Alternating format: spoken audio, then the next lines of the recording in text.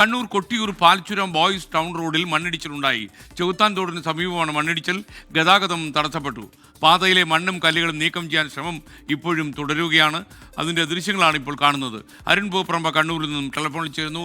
Arun, prime ടൈമിലേക്ക് സ്വാഗതം. പറയൂ പൂപ്പറമ്പ. ഇത് കണ്ണൂർ വയനാട് പാതയാണ്.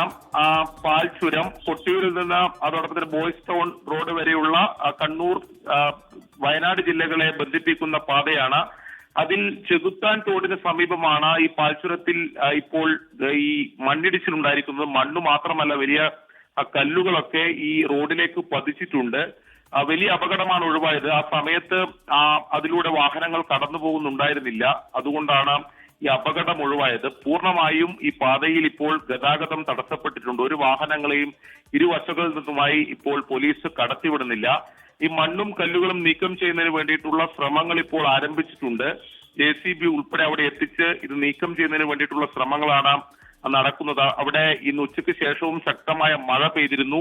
ഇതേ തുടർന്നാണ് ഈ മണ്ണിടിച്ചിൽ ഉണ്ടായിട്ടുള്ളത്. ഇന്നലെ ഇതിന് തൊട്ട് സമീപം ഏകദേശം ഒരു 500 മീറ്റർ സമീപം മറ്റൊരു മണ്ണിടിച്ചിൽ ഉണ്ടായിരുന്നു. പക്ഷെ അതൊരു ചെറിയ മണ്ണിടിച്ചിൽ മാത്രമാണ്. പെട്ടെന്ന് തന്നെ മണ്ണ് നീക്കം ചെയ്ത് അവിടെ ഗതാഗതം പുനഃസ്ഥാപിക്കാൻ കഴിഞ്ഞിരുന്നു. പക്ഷേ ഇത് ഗതാഗതം പൂർണ്ണമായി തടസ്സപ്പെടുത്തുന്ന വലിയ തോതിലുള്ള മണ്ണിടിച്ചിലാണ് ഇന്ന് വൈകിട്ട് ഒരു 7:30 ഉണ്ടായിട്ടുള്ളത്. ഈ ഗതാഗതം പുനഃസ്ഥാപിക്കുന്നതിന് വേണ്ടിയിട്ടുള്ള ശ്രമങ്ങൾ എപ്പോഴും അവിടെ തുടരുകയാണ്.